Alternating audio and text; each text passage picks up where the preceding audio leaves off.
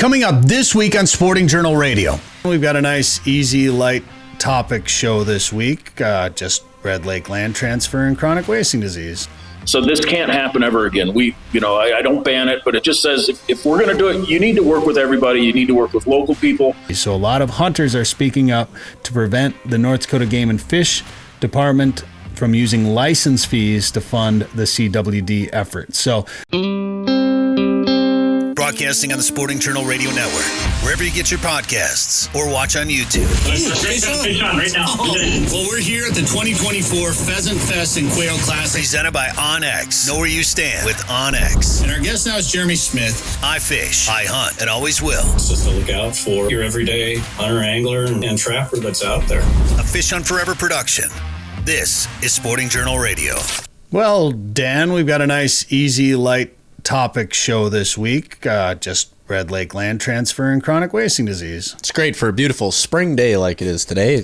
Beautiful 50 degrees and windy. 50 degrees and 50 mile an hour winds when we're recording this. It's January. Yeah, it is. It's blowing out there pretty good. Lot to get to this week. Thank you for joining us. We're going to jump right in. State Representative Matt Bliss is going to join us to talk about a bill he's introducing that would affect land transfers or land purchases, big tracts of land being transferred or purchased. We'll explain all of that. He'll do a better job explaining it than I will. Also, a couple more chronic wasting disease cases confirmed in northwestern Minnesota. Follow the science. And then chronic wasting disease, people are revolting in North Dakota. We'll explain that too. First, Dan, who are the sponsors this week on the show? Inver Grove Toyota is the official truck sponsor of Fish Hunt Forever. When looking for your new vehicle, head to Inver Grove Toyota. Lake of the Woods Tourism. Plan a Lake of the Woods ice fishing trip for this year at lakeofthewoodsmn.com. OnX Hunt. See private land boundaries, offline maps, and Minnesota-specific hunt layers. Download the OnX Hunt app today. Tasman Lake Lodge. Catch world record lake trout and giant pike at Saskatchewan's Tasman Lake. Learn more at tasmanlake.com. The St. Cloud Sportsman Show is February 7th through the 9th at Rivers Edge Convention Center in St. Cloud. Learn more at stcloudsportshow.com. Prairie Sportsman, new season is so close to starting up. Get caught up on previous shows anytime at the Prairie Sportsman YouTube channel. Haybell Heights Campground and Resort. Fish out of a snow bear on Devil's Lake. Learn more at haybellheights.com. The Minnesota Deer and Turkey Classic is March 14th through the 16th at Canterbury Park in Shakopee. Learn more at mndeerclassic.com. And Guardian Eagle Resort, planned for a trip for next summer at the Ontario waters of Guardian Eagle Resort. Fly directly from the Twin Cities. Learn more at guardianeagle.com. We're going to give away a truck. Headlines are brought to you by Inver Grove Toyota. Save some money with the Fish Hunt Forever discount at Inver Grove Toyota. Get deals on new Tundras, Tacomas, and other vehicles. They have some discounts, some dealer discounts, and some customer cash offers, and some low finance rates as well, too. Save some money because, man, my interest rate last year, was a lot higher than it's going to be this year when I get my new Toyota. So find out more at invergrovetoyota.com/FHF to save money on your next Toyota. All right. Cases confirmed. 2 adult male deer tested positive for chronic wasting disease in 2 deer permit areas without previous confirmed cases of the disease. One was in 266 near Hawley in Clay County, and the other deer was harvested in 701 near Greenfield in Hennepin County. Both deer were harvested during the firearms deer season. The hunter submitted tissue samples via the DNR's partner sampling program, which consists mostly of taxidermists. So there could be some changes taking place. Additional management actions will be taken per DNR CWD response plan likely this fall and might include the establishment of a new CWD management zone in surrounding surveillance area. Man, the CWD situation, Dan. Oops. Whoop, I'm gone. I guess I shouldn't talk about CWD, apparently. Off the show. It doesn't seem to be going away. There's a lot of questions, and people are starting to grumble. We've had a number of people in Minnesota speaking up about it, and now there are people in North Dakota that are really starting to speak up about it. And part of it is because they're using dollars. I got to pull up the story here real quick. But the way they're using dollars to fight the chronic wasting disease. So a lot of hunters are speaking up to prevent the North Dakota Game and Fish Department from using license fees to fund the CWD effort. So there's a new House bill in North Dakota, House Bill 1236, which seeks to block North Dakota Game and Fish from using money raised from hunting and fishing license to pay for CWD-related work. Hunters argue that that would be millions of dollars going to something that for years has resulted in the death of one deer in the state. This is a story from KX News out of Bismarck, by the way. I've had a number of these stories sent to me lately in any case. So hunters are starting to fight back about this because we're all worried about any sort of potential transmission to humans, right? That hasn't happened. There hasn't been, I think they're saying that one deer died in North Dakota and they're spending millions of dollars on this. So the argument is becoming how much money needs to be spent on this when the efforts aren't working. A lot of healthy deer are being killed that didn't have CWD because of it. So deer hunting success rates are potentially going down. There's fewer deer on the landscape, which is ultimately going to result in more negative hunting experiences, which is inevitably going to result in fewer hunting licenses sold. So we're going to have more on this topic coming up in a couple of weeks. There's somebody in North Dakota that's been very vocal about the CWD fight, and he's going to join us on a show coming up in 2 weeks here on Sporting Journal Radio. So I don't know, Dan. I mean, there's been discussion where they talk about these prions, and nobody can produce an actual picture of one.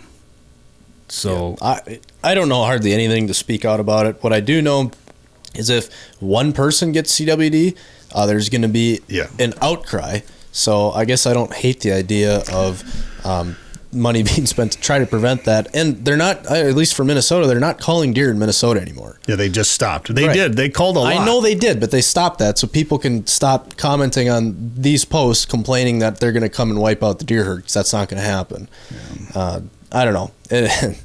There's so much with deer hunting going on in the state that just boggles my mind with hunter complaints and what goes on. It's honestly, it gets so, I just want to go fishing. I know. And some of the complaints are unfounded, and some of them you start to dig and you dig some more, and it's like, oh, okay, maybe they do have a point there. And sometimes the DNR gets unfairly targeted, but as Fauci would say,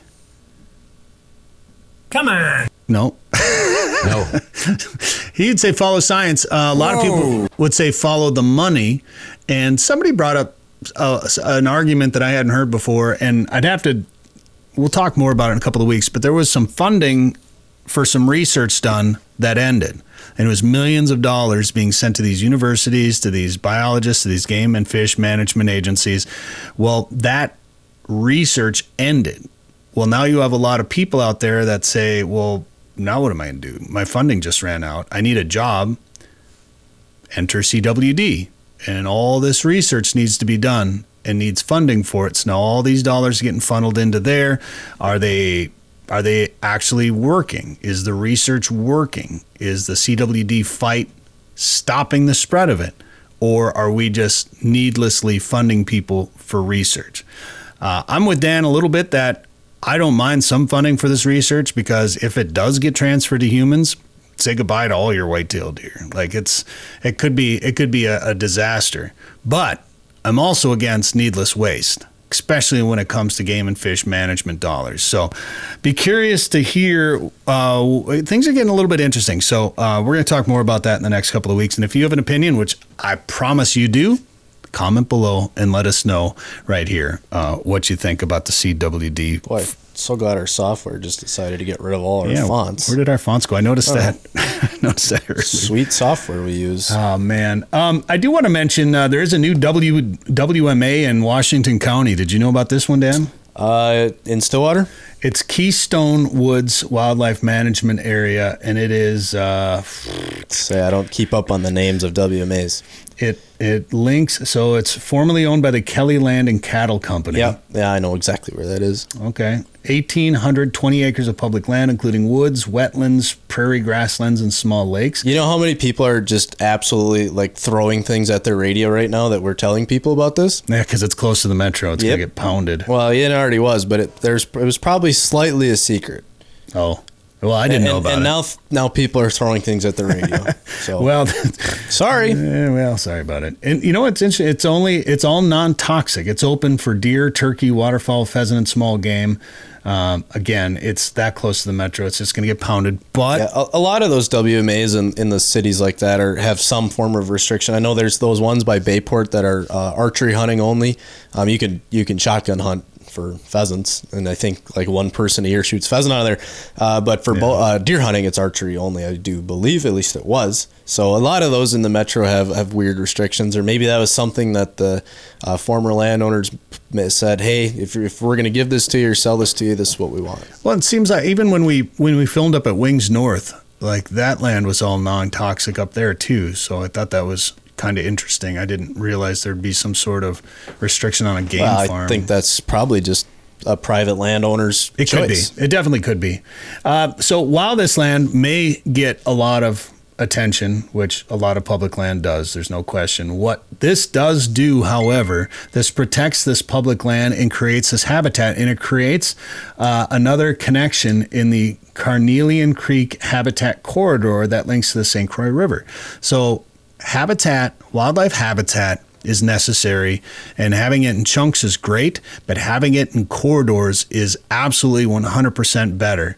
And when you can connect parcels of land through some sort of habitat corridor, whether it's even drainage ditches with buffer strips along there, or if it's groves that connect, or large sloughs, any type of corridor is just so much better for wildlife out there. So in any case, and it gives people close to the metro a place to go, at least go and do some walking outside and be in the outdoors. So. Yeah, go hunt that and quit coming out west. That's right. All right, we got some important stuff to get to. Matt Bliss, State Representative, is going to talk about a bill he's introducing when it comes to land transfers or large land purchases. It's indirectly related to the potential Red Lake transfer, the bills regarding the Red Lake land transfer. That actually is a good point to bring up. That constitutional amendment isn't just for Red those Lake. types of, just for Red Lake. That's for all land transfers across the state, across all parties. Like, this isn't just singling one situation out. I think it's a great idea. Yeah. I absolutely 100% think it's a great idea. Matt will explain it when we come back. We also have Joe Henry talking about Lake of the Woods and what conditions are like up there, all coming up on Sporting Journal Radio. It doesn't get much better than fresh perch and fresh walleye. If you're looking for an exciting winter fishing destination, come to Devils Lake, North Dakota. Haybale Heights Campground and Resort is on the ice with a fleet of snow bears, keeping you mobile and warm so you can stay on the roaming schools of fish. Haybale Heights on the east end of Devils Lake has knowledgeable guides, comfortable cabins, and their own lake access, making your trip as successful and stress-free as possible. To book your trip, go to haybaleheights.com. That's haybaleheights.com. All right, this is Sporting Journal Radio. Thanks for tuning in on the radio network, downloading the podcast wherever you get your favorite podcast. Maybe you're watching this on Spotify or YouTube or listening on the radio. Thank you very much. There's been a lot of discussion about Red Lake and a land transfer up there. In fact, last year there was some legislation introduced by Mary Kunish, I believe, from New Brighton. I think she's at. It didn't really go anywhere, but it's been introduced again. And to talk about that and something, the next step about that, we're bringing on State Representative Matt Bliss right now from 2B. Matt, thank you for coming on the show. I appreciate it. Yeah, thanks, Brett. Thanks for having me. Now, this is your neck of the woods in northern Minnesota, so you've probably been hearing about this issue for quite a while. When did you start to hear some discussion of transferring some land back? So last year, the White Earth Band actually had a bill come up prior to the Red Lake Band. Same thing, they wanted the White Earth State Forest transferred back to them. Should they transfer to them? There's a long history of the land issues up there, and it's been settled in a federal court and in the Congress. But then after that, when the Red Lake Band came up and said they wanted to the Red Lake State Forest. So that's, I don't necessarily represent all that area up there, but my land it is affected a little bit by the state forest, but I go right up to it. Yeah, and these things have gone through federal court already, correct? And they're just going to kind of keep throwing it at the wall till something sticks, aren't they? Yeah, so the White Earth Band, they had what was called the White Earth Land Settlement Act, WELSA, 1986, where the federal government came in. Now, there was some bad land deals where they got jilted out of some land, and the White Earth Land Settlement Act, 1986, actually went in, did a whole bunch of research on the titles to make sure they got all what they called clouded titles taken care of. They got 10,000 acres of land and $21.6 million in cash. The Red Lake Band also had some land settlement issues. They got some money for some logging that was done off of their land without approval. Their issue is not necessarily that the land was sold out from under them, is that they claim that during the last negotiations for ceded land that they claim that their tribal chiefs had drawn a circle around Upper Red Lake. And they wanted all of it. And if you go through the transcripts, you can see they actually did that, but then that was the first day of negotiations. And later on, it was drawn out where it comes 1 mile outside of Lower Red Lake and goes straight north. And that was put in the terms in plain language and was explained to the members of the band by their interpreters before they signed it. And then also they had all of the Native American tribes in the country in 1941, I believe, or 45, something like that, had the ability to bring any land claims that they felt were warranted to the federal government for them to be heard. And anything that was not brought up within 5 years would be considered settled, and they wouldn't have a chance to come back and reclaim it. Now, again, the same thing with the White Earth Land Settlement Act. In part of that, it says they will never come back to the federal government for any more land. It's settled 100%. So they're not going through the federal. Now they're going through the state legislature. And the problem is that they got legislators down here in St. Paul, Minneapolis area that have really never been to the reservation up there. And even in the land surrounding the reservation, they've never been there. I bet they can't even spell the town of Washkish.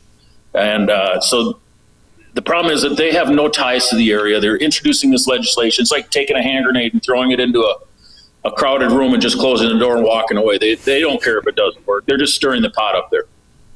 Yeah. And aside from this particular issue, I feel like that's happening a lot right now in Minnesota, where people in the metro area are trying to make decisions for rural Minnesota, and it usually doesn't end well. But back with this topic, how does somebody, say from New Brighton, decide to introduce a bill regarding land around Red Lake? So in the legislature down here, the DFL has different caucuses, the LGBTQ caucus, the BIPOC caucus, and then there's the Native American caucus, where anybody that is Native American joins, and they focus on what they figure the Native Americans, the tribal governments need. And one of them it's called the Land Back movement. They want all of their land back. And actually, I was in a debate with one of my opponents this past election cycle, and I made a comment about the WELSA and all that, and he kind of chuckled. He said, well, if you're talking about anything that's our land, we go excuse me, all the way from Highway 10 up to Canada, and all the way from east to west. So that was the statement to me during the debate. So they think that all that land up there belongs to them, even though it's been to court several times and litigated through Congress. This is something that's happening all over the United States. And I know, like down in southwest Minnesota, I believe with the Upper Sioux Agency, there was some land that was given back. It seemed like the time was ripe in the last few years to start asking for land back in situations like this. So I can see why they're definitely trying to do that. So last year, when Senator Kunish introduced this bill, it didn't go anywhere. Correct. And then she just reintroduced the same thing. But there hasn't been a companion bill yet. Is that correct? Well, since the DFL hasn't showed up to work yet in the Minnesota House of Representatives, we're not organized, and we can't drop bills right now. How is that? That just boggles my mind. I don't understand this. Yeah. How many days has it been now? 2 full weeks. 2 weeks. Yeah, What? and they're intending to stay out until March 11th. Really? Why March 11th? What's the deal with March 11th? Excuse me. So they ran a candidate in District 40B that didn't live in his district, and they knew it. They handpicked this candidate, and it was brought out he didn't live in his district. They went to court. The court said he was no way qualified to be in that position, so they barred him from taking office. So then when we came into session, there was only 133 elected officials.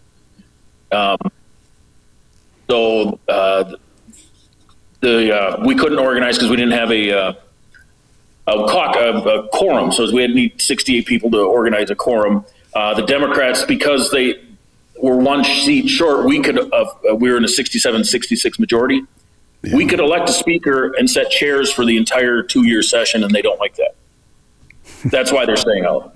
Oh, so until they're back to a 67-67 split, they're not coming back. I don't know. Sorry, go ahead.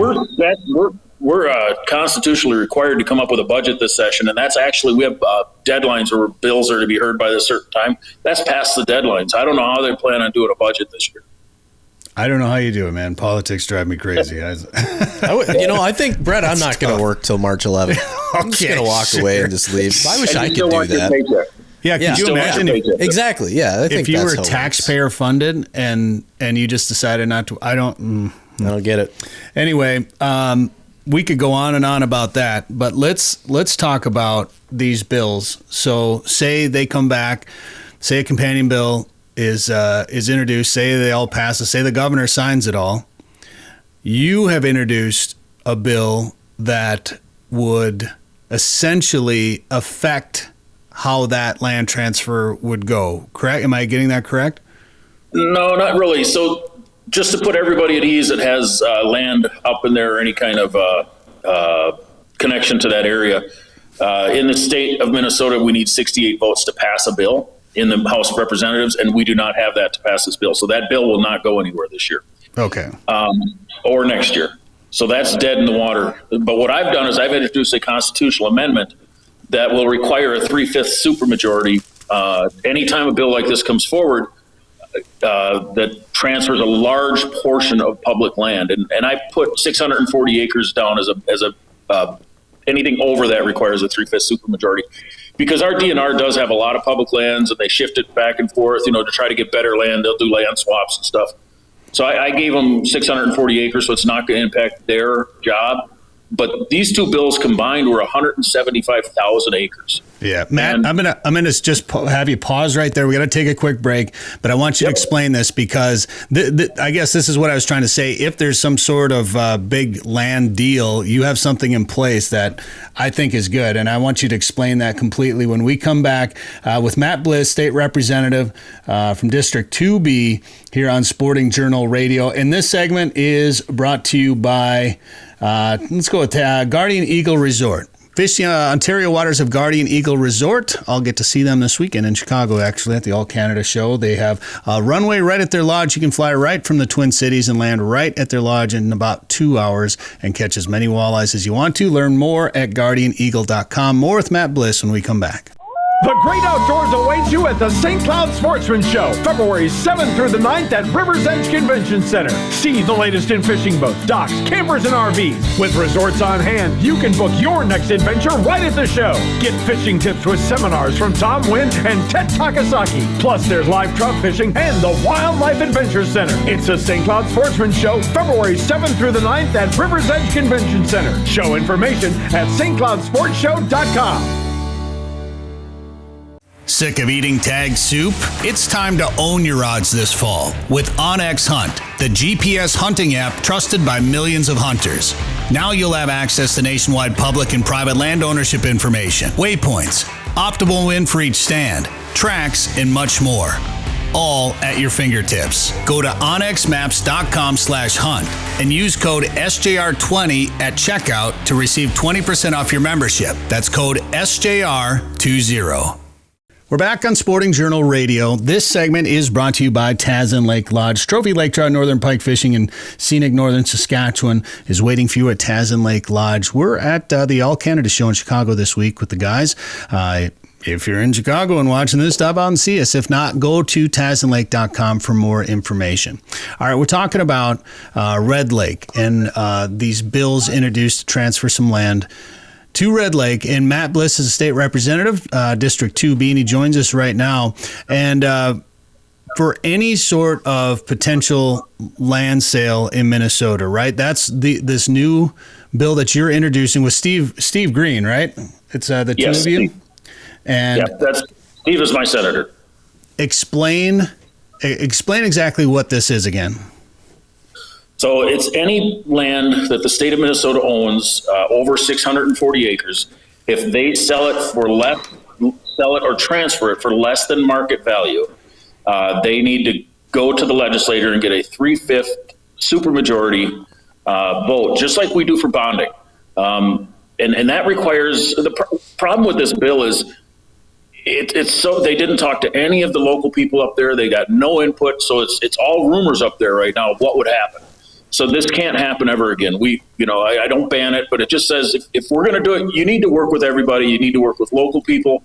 You need to work with all stakeholders and come up with a 3/5 supermajority to do it. That's all this bill does. But it right now, it's just a 1-vote majority can transfer 175,000 acres out of the public domain. And there's a lot of hunters, a lot of fishermen, and the Red Lake especially, that particular bill would landlock Washkish and several hundred homes up there just in that within tribal lands.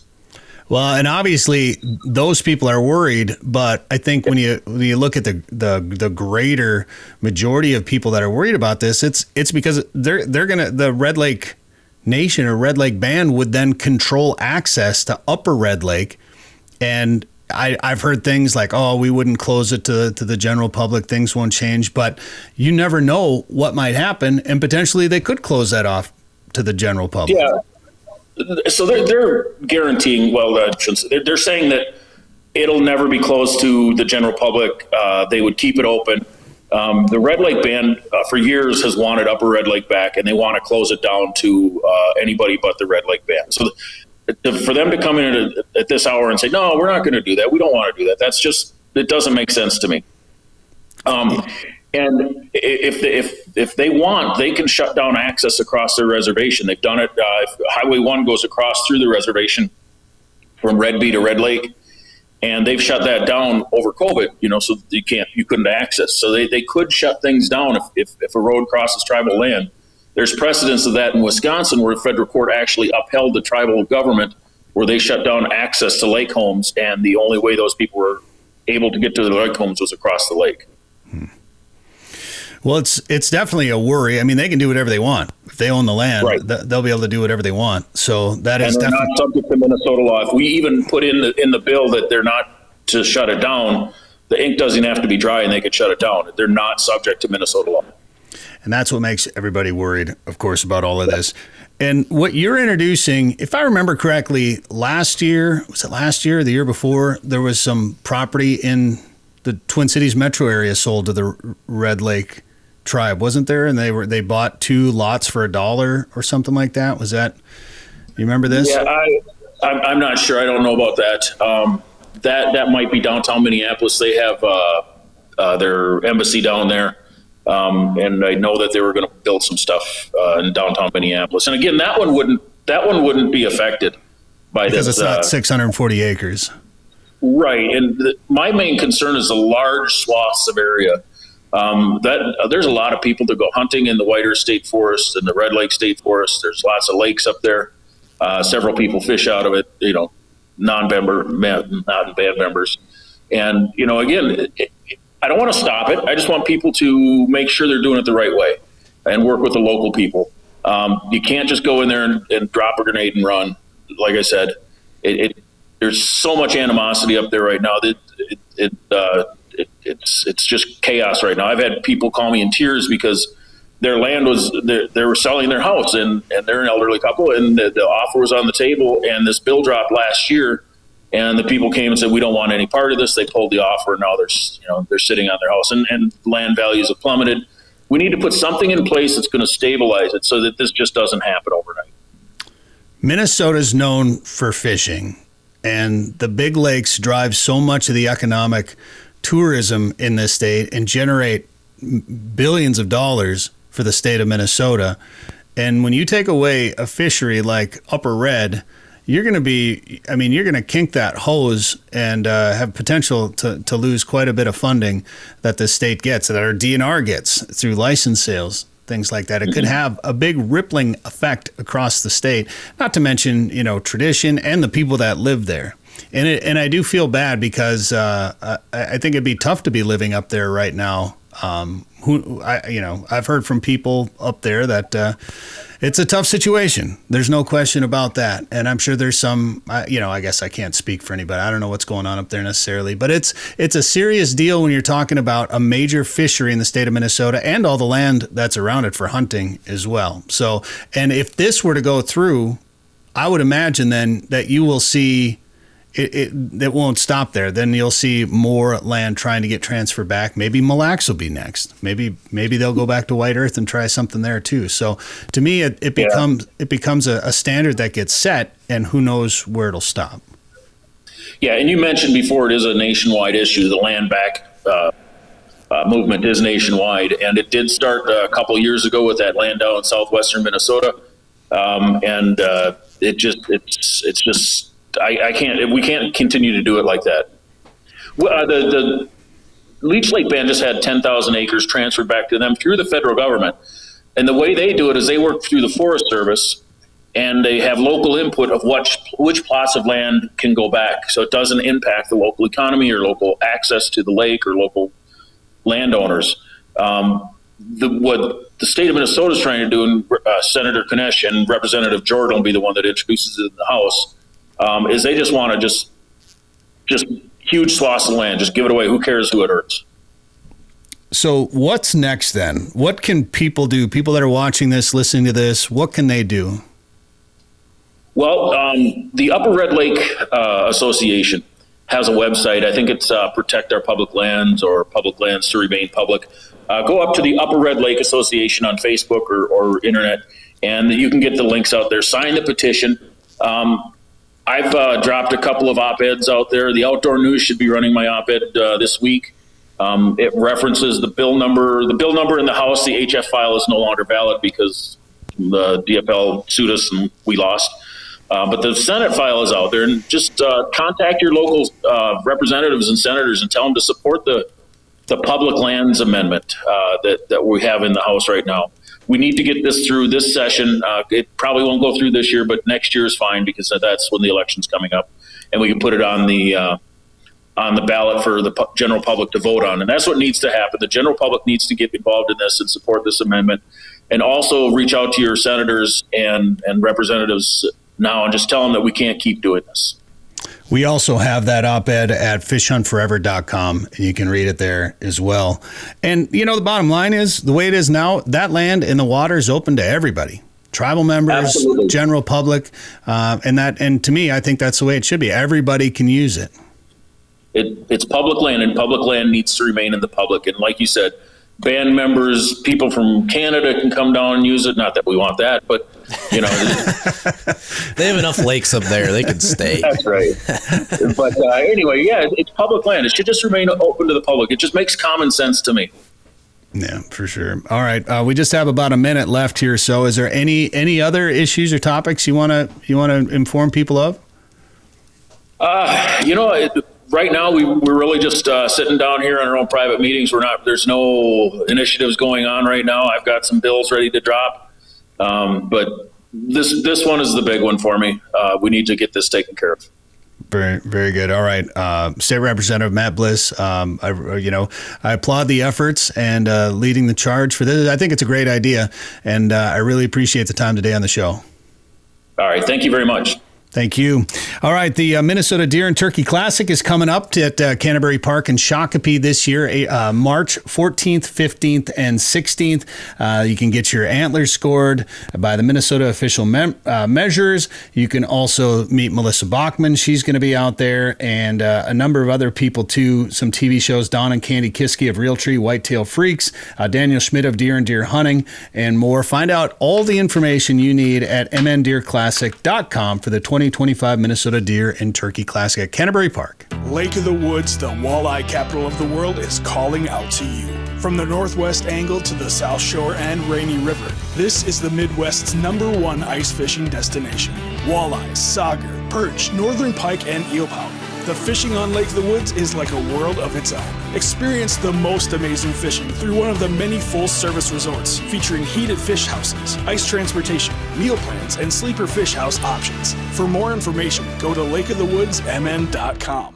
All right, we're back on Sporting Journal Radio. Joe Henry from Lake of the Woods Tourism joins us right now to talk about that big walleye factory in northern Minnesota. Joe, I want to get an ice fishing report from you, but I know ice fishing is on everybody's brain, but the last couple of days I've been knee-deep in editing the Prairie Sportsman episode from the Northwest Angle in the summer when we were up there and doing the tour and checking out all the unique history that's up there. And we spent all day up there, didn't fish.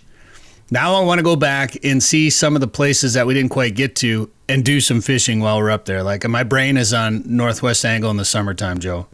Yeah, let's do it again. Well, we just had such a successful trip up there, ice fishing, Right. up at the Cyrus's Flag Island. And, one thing I'll say about that, Joe Lauren does those lighthouse boat tours. And, for listeners, you know what, if you're bringing up somebody who doesn't fish all that much, first off, the fishing in the summer up at the Northwest Angle, the guides up there are awesome. They're just dialed in. They're so good. And each resort, uses all the guides up in the angle. They'll take you on a fishing trip where you'll be amongst the 14,000 islands. You'll see lots of wildlife. It's some of the most picturesque beauty you've ever fished in. You'll catch a bunch of fish, multi-species typically. They'll do a fresh shore lunch on an island with very special batter and different nuances to their fish fry. That in its own right is an experience, and it's just really fun. Now, in addition to that fishing, if you wanted to have a day where you went exploring, Joe Lauren of Lighthouse Boat Tours, he always kids around. He goes, when I go fishing with my wife, we always have to spend part of the day fishing because that's what she likes to do, and part of the day exploring because that's my heart. And, he's a retired engineer from Polaris up there. He has been researching these old-time maps that he finds on the internet and sometimes purchases for decades. And he's found the abandoned gold mines amongst the islands of Lake of the Woods, the abandoned POW camps, Cheerios Beach, where all the little rocks are like Cheerios, interior waterfalls, petroglyphs where the natives have carved different messages into the stone.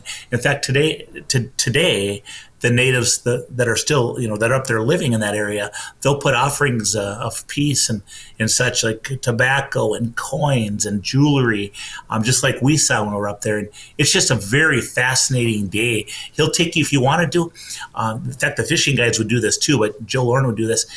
He'll take you out 40 miles by boat to Kenora, where you can park at the public docks. You can go up and shop on Main Street a little bit and get a good sandwich and a beer, and then you can fish or explore your way back. It's just really some fascinating stuff up there. Yeah, it is really neat. And I was looking at his Facebook page yesterday, and he had some old photos from Garden Island, actually, when there used to be a runway like on Garden Island, and it wasn't straight. Like, that was kind of the hilarious part about it. The runway had a little curve to it, so you had to be on your toes if you were taking off or landing there. But I sat and went down a rabbit hole of history just on his Facebook page alone, just some of the images that he had on there, and it was such a cool adventure. And Joe, little production meeting, inside radio for 3 people here. I was trying to see, and I don't know, maybe it depends on the classification, but I was trying to see if there was a way to count how many islands were considered part of the Northwest Angle. And I noticed there were some, capes maybe? There were some that were kind of classified a little bit differently. Do you know the answer to that? Nope, I don't. I don't. I know there's 14,552. I got a feeling that probably fluctuates on a low water or high water. Yes, year. and that I think that's exactly right. And one other picture, speaking of that, a couple of years ago when the water level was so high up there, and some of those islands were losing real estate, it was a bad deal for the resorts and the landowners up there. But there's a picture on Joe's Facebook page where he has a boat going into Fort St. Charles. Like, remember how we had a dock and then walk around? Right, the water level was so high, you actually had a boat right into the entrance of Fort St. Charles. So that was kind of wild. And then, unfortunately, back then, with that record-breaking flooding we had a few years back here, unfortunately, some of the cabins were now designated islands. Yeah, it was bad. Bad deal for sure. There's also 2 post offices up there, one at Angle Inlet, but also one on Oak Island at Sportsman's Oak Island, correct? That's true. And you can also, that's true. And it's also kind of cool too, because, like things used to be, the UPS person still delivers by boat or by snow machine with a trailer out to the island. So, if you order off of Amazon, you can still get Amazon out there on an island in the northwest angle. It's really fascinating. That's so wild. Well, if you can, Joe, see if you got an image of the post office in Oak Island for me, or if you can ask Greg Henham for an image, that would be great. Oh. I do have images. I'll send you. Perfect. All right. Back to the radio show and podcast here. How's fishing going up at Lake of the Woods right now? Fishing's going very good. We're lucky. We have a good ice here. So we have ice roads going out over 12 miles already. Not all of them go out that far, but some of them go out that far. And, you might ask, why would they put an ice road out so far? It's because these resorters and outfitters are chasing walleyes. They want to do the very, very best job they can for you, so you come back and visit them again next year. So they are working, plowing more ice. They're moving houses constantly. They're staying on the walleyes and staying on the saugers. And we've had some very, very good fishing. This is a time of year that you really have to work, right? So when you're sitting still, those fish will come to you, and you never know when they're going to come. And when they come, you got to make hay. So it's important to be doing that 1-2 punch of, jigging one line and dead sticking that second line. It's important. It's very helpful to have electronics of some type, so you can see when the fish come through and where in the water column they come through and how they're reacting to your lures. As far as lures goes for jigging, Bret, a small jigging spoon with a minnow head is golden. It's really good. And you might ask, what jigging spoons? Well, man, there's a whole bunch of brands out there that work. But I would say a small to medium-sized jigging spoon with a minnow head or a piece of minnow tail. Colors would be gold, glow red, pink, chartreuse, orange, glow white, Wonder Bread, or a combination thereof. And people might ask, hey, what kind of lures? What brand names? I don't want to get myself in trouble because there's so many, but everything from the Lindy Rattling Flyer. You got the Pink Charmer from Tom's Tackle. You have the Coffin Spoon from Northland, the Buckshot Rattle from Northland. You got Clam's Leech Flutter Spoon. Acme has some nice jigging spoons. They all work. And then, of course, the other one that people use for jigging is the Rapala Rip and Wrap. Those small Rip and Wraps in either gold or pink UV Fire Tiger. Very, very good colors. And that they cause a lot of commotion under this. They rattle, and they also have the BBs. Now, when you're talking about your dead stick, putting that live minnow about 6 inches to a foot off the bottom, and either having that under a bobber or just having that set, with your electronics now, you can see when you lower it down exactly where the minnow's at. Having that on a 5-gallon pail with a very light action rod, so that light action rod you can just see your minnow just moving on there, and all of a sudden that minnow will stop and might just go down just a little bit. And sometimes it's hard to detect that in a bobber, but with that light tip on a rod, you can really tell and get some extra fish that way. And I usually hook a minnow behind the dorsal fin with a small jig or a plain hook. And you know what? If you do those two things and pay attention, you fish all day, because you can get all your bites at the last 2 hours of the day. You get all your bites at the first 2 hours of the day. But if you fish all day, pay attention, normally by the end of the day, your bucket's going to look pretty darn good. Yeah, I've had it both ways up there. When we were up at the angle, we were able to bounce around and get up on some structure, and it felt like a little bit shallower mornings and afternoons seemed to do a little bit better, and then out a little bit deeper midday. But we caught fish all day long in different places. And I love to start off with a jig and wrap, and that pink fire tiger, honestly, it's a glow. There's some glow to it, I believe. Or I've got a couple of different, I got a jig and shadow wrap that's a glow, that's pink. I like using that pink, something that's kind of big and aggressive, Joe. And I know you talk about using small ones, and that is probably more effective up there. But I like to use a bigger size just to try to filter through some of the smaller fish a little bit if possible. But I've caught just some tiny saugers and some small walleyes on those big jig and wraps. So sometimes it doesn't matter the size necessarily. But on this last trip, it did seem like things were just a little slow. It was real cold. We had a big cold front move through. I don't know if we saw above zero for the 3 days that we fished. And when I switched to a VMC teardrop jig, tipped with a minnow head, it was a red color. I think it was a glow red color. That's when things really started to turn on for me. It was a little bit smaller, a little bit less noise, and boy, things started to really happen. We caught some of those big perch on it too. Yeah, that's a good lure. I'd be remiss. I mean, there's a lot of good lures, a lot of good brands. Snyder Lures has a lot of good ones up there too. And of course, Tom Tackle, the local company, they really specialize in Lake of the Woods colors and tackle. The one lure I'd be remiss if I didn't mention it. It's been pretty hot to try lately. Is the Dirty Bomb. And what the Dirty Bomb is it's almost like a round. It's almost like a round eye, and when it contacts the water, there's a red light that blinks on and off. And what people will do is they'll take a 3 or 4 inch dropper and put a hook on it with a live minnow, and that Dirty Bomb will actually attract a lot of fish. In fact, some of the resorts are talking about it in their fishing reports, and Kurt Quinnell featured it in one of his YouTube videos. He's a guide up at Lake of the Woods that puts out YouTube videos. And so a lot of people actually were having some nice luck with that, just because that light is blinking in that stained water. And I think that's a good attractor.